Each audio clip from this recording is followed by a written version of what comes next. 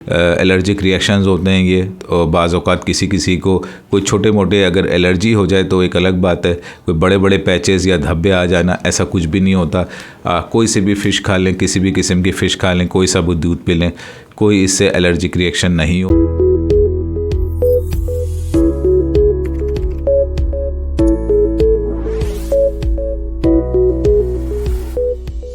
अस्सलाम वालेकुम, मैं हूं आपका होस्ट डॉक्टर मोहम्मद फ़हीम ई हेल्थ के साथ।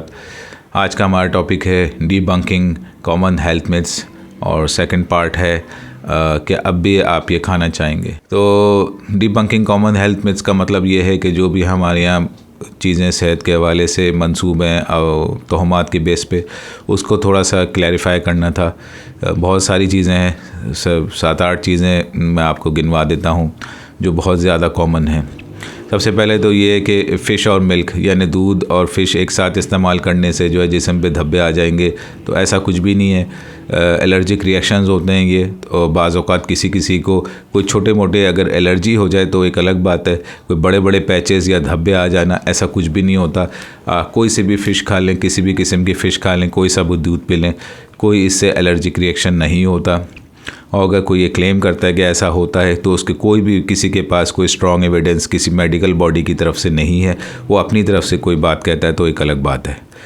दूसरी चीज़ कि सर्दियों में ज़ुकाम हो जाता है। सर्दियों में ज़ुकाम का मतलब सर्दियाँ की वजह से नहीं होता, वो होता है वायरस की वजह से। वो वायरस गर्मी में भी आ सकता है, सर्दियों में भी आ सकता है, ख़ज़ा में भी आ सकता है। तो सिर्फ ये कहना कि सर्दियों से ज़ुकाम होता है तो ये गलत है। तीसरी चीज़ कि वैक्सीन लगाने से जो है बच्चों के जिस्मानी और ज़हनी सेहत पे बहुत बुरे असरात पड़ते हैं, तो ऐसा कुछ भी नहीं है। बच्चों के ज़हनी और जिस्मानी सेहत पे कोई बुरे असर नहीं पड़ते। वो ऑलरेडी अगर कोई चीज़ डेफिशिएंट है तो एक अलग मसला है, लेकिन वैक्सीनेशन एक इंतहाई प्रोटेक्टिव मेकैनिज़म है जो बॉडी में सिर्फ इम्यूनिटी के हवाले से जो है वो काम करता है, और इसके अलावा इसके कोई भी मनफी असरात अब तक देखने में नहीं आए हैं। हाँ, ना लगाने के मनफी असरात बहुत ज़्यादा देखने में आए हैं। इसके अलावा क्रैकलिंग साउंड है। अगर हम जोड़ों को क्रैकल करें या चुटकी बजाएं जैसे लोग करते हैं, तो लोगों का ये है कि मिथ है कि इससे जो है आर्थराइटिस यानी जो गठिया हो जाता है। गठिया ऐसा नहीं होता। गठिया एक बाकायदा एक बीमारी का नाम है कि क्रैकलिंग करने से, चटखाने से ऐसा कुछ भी नहीं होता।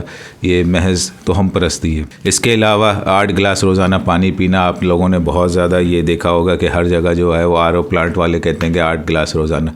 भाई ऐसी कोई बात नहीं है। 8 गिलास रोज़ाना या 10 गिलास या 4 गिलास, it depends on the individual कि वो उसकी अपनी एक्टिविटीज़ क्या है, उसके जो एनवायरमेंटल कंडीशंस है वो क्या है, जो जहाँ वो रहता है वो उसका कमरे का टेम्परेचर क्या है, और जहाँ वो काम करता है उसका टेम्परेचर क्या है, और जहाँ वो उसका क्लाइमेट है उसके रिहाइश गाह के अतराफ़ वो क्या है।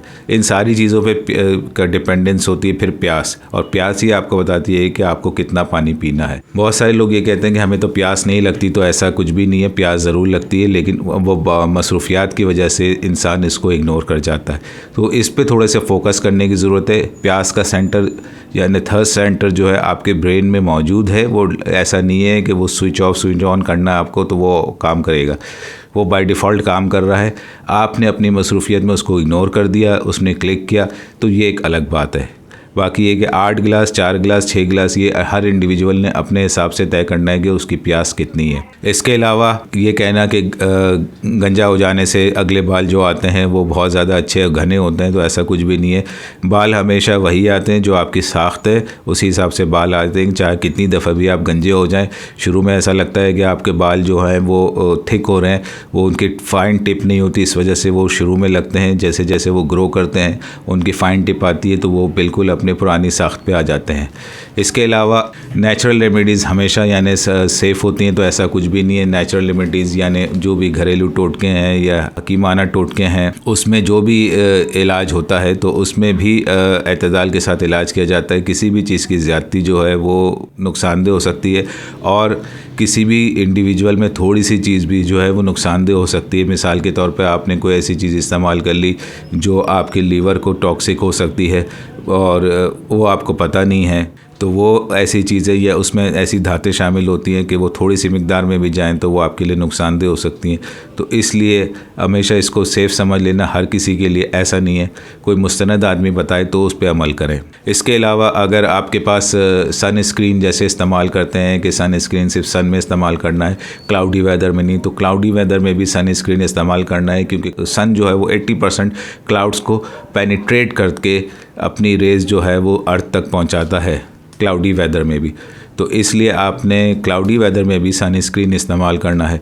और last but not the least के डिटॉक्स वाटर लोगों को इस्तेमाल करना सही है या नहीं, बिल्कुल गलत है, क्योंकि ऑलरेडी अल्लाह ताला ने 2 चीज़ें आपको दी हुई हैं, जिसमें एक लीवर है और एक किडनी है, जो आपकी चीज़ों को डिटॉक्सीफाई करते हैं।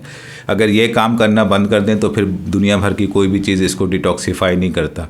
और अगर ये काम कर रहे हैं तो कोई ज़रूरत ही नहीं है कि बाहर से आप डिटॉक्स वाटर लें या कुछ भी इस तरह की चीज़ लें। Last but not the least, अब ये हमारा एक जो सेकंड पार्ट है कि आप ये खाना चाहेंगे, ये है एक फ़िश के बारे में जिसको सफ़ेद कुन कहते हैं, बाराकूडा। ये एक फ़िश ऐसी है जो कोरल रीफ यानी वो जो इनमेट प्लांट्स होते हैं जो जंगली नुमा होते हैं और मूव नहीं करते, वो मरीन में होते हैं यानी समंदर में होते हैं और वो अपनी जगह एक फ़िक्स वहाँ बैठे होते हैं। तो जंगली इसको हयात के तौर पर इस्तेमाल नाम के तौर पर जाना जाता है। इसके ना ये प्लांट्स हैं ना एनिमल्स हैं, तो इनमें कुछ टॉक्सिन्स लगे हुए होते हैं। और ये बाराकूडा या इस तरह की बहुत सारी कुछ फ़िशेज़ जो हैं इन कोरल रीफ्स में रिहाइश पजीर होती हैं।